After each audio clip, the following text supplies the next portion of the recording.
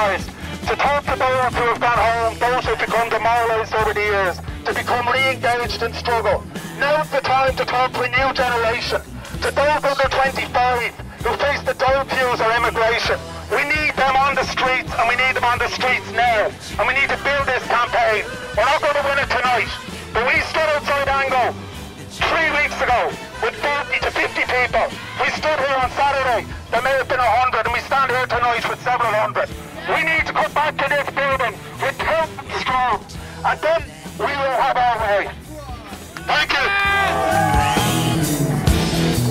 I drive a Rolls Royce, cause it's good for my voice, but you won't. The suspicion of the Saturday's event was that the Gardaí had been told to try and provoke a response. I think after what we've just seen here tonight, there's no doubt about that. Not just in the fact they tried to march, but also in the fact of who they singled out for a beating. I'd like to commend everybody here for the discipline you've shown in the face of this attack. It was clearly designed to provoke a response from us. We haven't given it. We've asserted our rights. We're doing what we intend to do. We're now going to proceed to march down Dawson Street onto Moldwood Street and join the main demonstration. The Gardaí... I can see some of the Gardaí behind me here actually have tears in their eyes. No, I mean this seriously. Some of these people are quite unhappy with what they've been made to do. And I call on them to question what's happened here tonight, to consider what their role is, and to resign from the force. Because I think after what you've been forced to do here, you have no other option.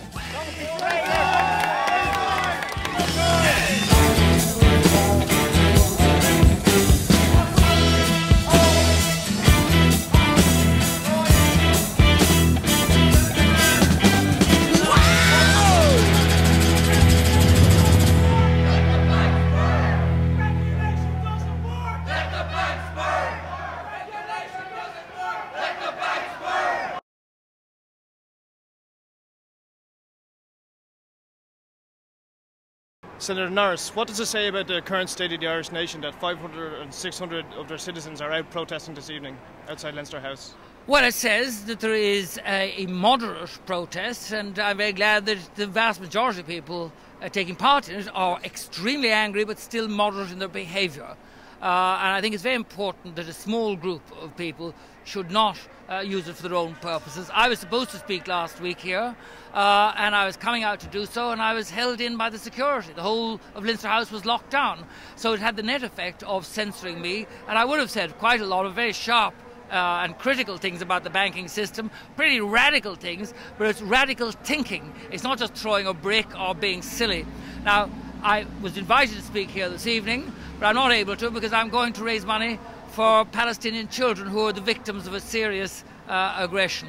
Okay, will you speak at future events if this happens outside Leinster House again? If I'm invited and if I'm free, of course I will, but I can't bilocate. I always honour my prior commitments, but I did speak at the press conference that was to launch this, and I'm in agreement with the main. And what did you say? What did you say at this press conference? Well, I analysed the whole banking system. Okay. I said that one of the dangerous things was that Brian Lennon, who I have a great admiration for, when he was challenged about the Anglo-Irish Bank, he said it could not be allowed to fail because it was of systemic importance. That tells me that the establishment parties are committed to rescuing the system, whereas people like myself believe that the whole system needs to be challenged, starting, for example, with the ratings agencies, which dishonestly rated AAA rating for the financial products, these sophisticated things that buried toxic elements like the subprime mortgages. They gave a triple-star rating to Enron. They gave a triple-star rating to Iceland a week before it went down the drain. And we're still allowing them, and they're an offshoot of the New York Stock Exchange. They need to be got rid of. We need to establish a fully impartial ratings agency under the UN or the European Union or something like that because of the devastating effect they have. Well, I had a very sophisticated series of ideas. In January, I called for something I called the National Property Management Agency. 3 months before the government came up with the National Asset Management Agency, what they're managing is not assets, it's liabilities. I suggested amalgamating the principal banks, nationalising them and sinking the Anglo-Irish Bank and administering them, and administering in particular the property elements on behalf of the people of Ireland.